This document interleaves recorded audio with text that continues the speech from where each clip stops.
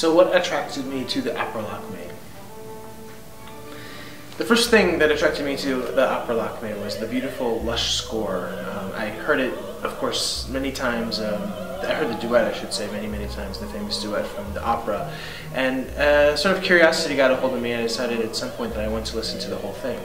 So while I was listening to it, I started envisioning sort of an exotic staging of the piece, involving all the different Indian cultural aspects, the temple rites that happen, and all this just sort of caught my interest. So that was what got me to deciding to do it. And then obviously I thought it would be a very good thing for us to bring to St. Louis audiences. It's not something that's been done here in a very long time, and I thought it would be a great opportunity to present the show.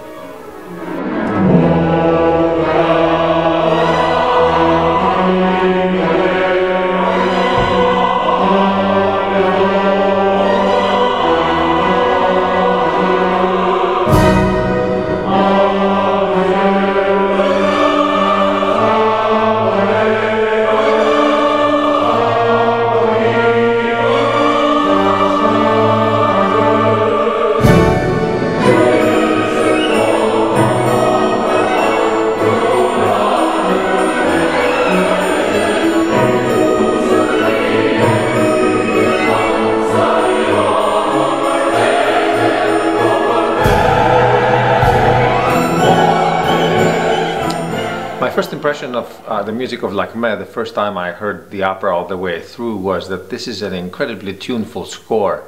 There's a great tune really waiting around every corner. Of course, most people have heard the famous flower duet that British Airways used in its commercials for a long time. And a lot of people might also be familiar with Lakme's great tour de force aria, the bell song from the second act. But there's a lot more to this opera in terms of great tunes. Lakme herself has two more great arias, one in the first and one in the last act. She has three duets with the tenor. The tenor himself has two arias. There's a beautiful, very charming quintet in the first act for the British characters, and of course there's some great chorus music, since naturally Delibes was actually a chorus master at the Paris Opera, so he really cared a lot about chorus music. Now, the other very noticeable thing about the music of Lakme is what we call the exoticism.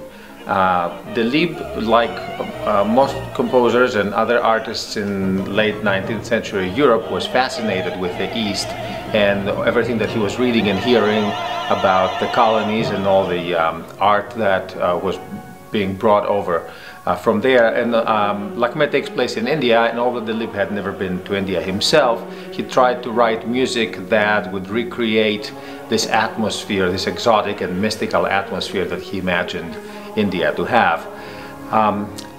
Some of the devices that he uses to create this exotic music are, for example, the open fifths that he uses in the first scene of the opera, where there is this religious ceremony taking place at the home of Nilakanta, the Indian priest, and he has this open fifths played by the low instruments in the orchestra and sung by the low male voices, and that immediately creates this impression of sort of primitive ancestral mysticism.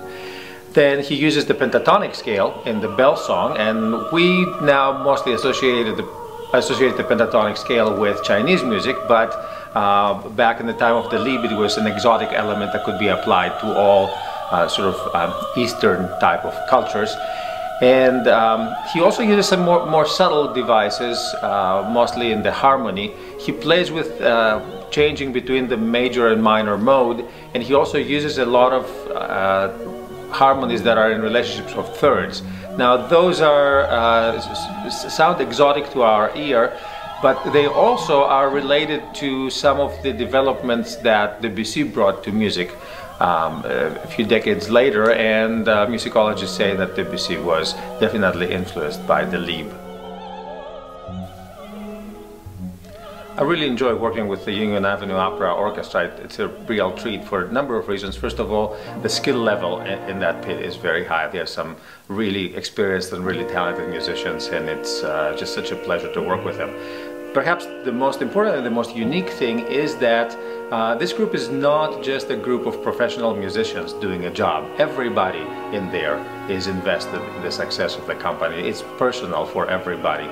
And that's pretty rare, because you're working with a group of people that have a real connection with the institution and that take really great pride in being there, and the music that they get to play for Union Avenue Opera is really a very important part of their lives.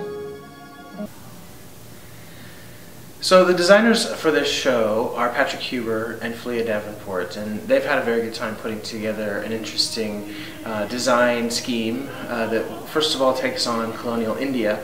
The costumes are basic colonial apparel for the English soldiers and for the English women that are there. And then of course we have the lush, beautiful, exotic costumes of the Indian people that we see in the different scenes that involve them. The overall theme of the set is one of a dark, luscious green forest that's painted on a backdrop, and that is accented in different acts by different things that are happening in front of it. And also, of course, lights by Kim Clearman come into play very strongly into this piece. So in the first act, we are set in the temple. It opens in the temple with very mysterious sort of lighting. The big statue of Ganesh, the Indian deity to which they pray, is center stage in front of this backdrop, and all the people enter, and they go through the different temple rites of the scenery and of the opening act. Act 2 then is the marketplace. The marketplace takes place in the front of the stage, on the thrust of the stage it's called, and it is a very chaotic Indian market. It's supposed to be representative of what something actually would look like. There's the colonial soldiers as well who are policing the market, trying to get it to come to an end, and then in the midst of this, Englishmen come into the crowd and get separated. The governess gets separated from the rest of the crowd. So this all plays out there, and during this act we also of course have the famous bell song where Lakme sings to the crowd as her father tries to draw out Gerald so he can seek his revenge on him.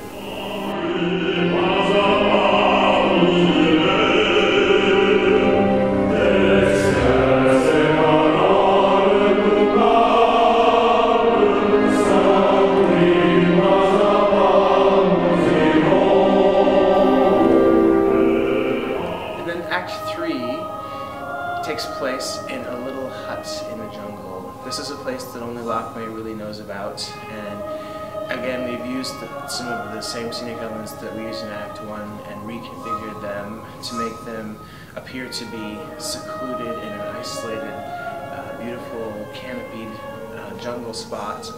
Obviously Gerald has been stabbed by Lakme's father, and she has brought him here to try to heal him. So in the end, we get to see Lakme die after eating the datura tree, flower I should say, and it's a very beautiful, touching ending.